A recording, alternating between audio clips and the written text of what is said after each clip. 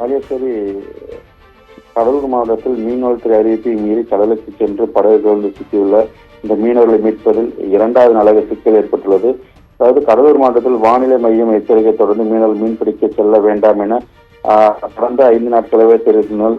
இந்நிலையில்தான் எச்சரிக்கை இருந்ததும் ஆனால் மீன்வளத்துறை எட்டி மீறி கைக்கால் திருநெல்வேலி கிராமத்தைச் சேர்ந்த 6 மீனவர்கள் 2 இயந்திரம் பொருத்தப்பட்ட நாட்டுப்படையில் நேற்று அதிகாலை மீன்பிடிக்க கடலுக்கு சென்றனர். நேற்று முதலே கடல் மிகுந்த சீற்றத்துடன் காணப்படுவதால் இவர்கள் சென்ற படகு கடல் சீற்றக்காரனாக படகு கவிழ்ந்ததில் இதில் மணிவண்ணன், சாமிதுரை, தமிழ், மணிமாறன், தினேஷ், சர்க்குணன் ஆகிய 6 மீனவர்கள் லேசான காயத்துடன் அடைந்தனர். அவர்கள் அருகில் இருக்கக்கூடிய சித்திரப்பேட்டை அருகில் உள்ள தனியார் நிலத்துக்கு சொந்தமான கப்பல் இறங்குதளத்தில் ஏறி உயிர் தப்பினர். இவர்கள் அனைவரும் பாதுகாப்பாக உள்ளார்கள். மேலும் கடல் சீற்றம் அதிகம் உள்ளதால் அவர்கள் குறைந்த பின்னரே அவர்களை கரைத்திருக்க முடியும். அதே போன்று தற்போது சற்று முன் ஒரு தகவல் கிடைத்திருக்கிறது.